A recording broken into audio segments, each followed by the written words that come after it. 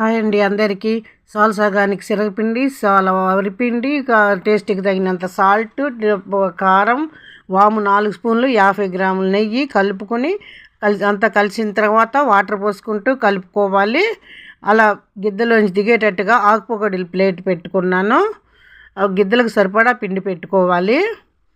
అలా పొడవుగా ఒత్తుకుంటే బాగుంటాయి. ఆయిల్ కాగిన తర్వాత మాత్రమే ఒత్తుకోవాలి. ఆయిల్ వచ్చేటప్పుడు అలా పొడవుగా ఒత్తుకుంటే బాగుంటాయండి. అటు ఇటు కాలిన తర్వాత టర్న్ చేసుకొని ఉడికాగేటప్పుడు తీసుకోవాలి.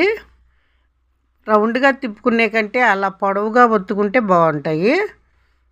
1 నిమిషం ఆయిల్ కాగనిచ్చి కాగిన తర్వాత ఒత్తుకుంటే బాగా బోలు వస్తాయి.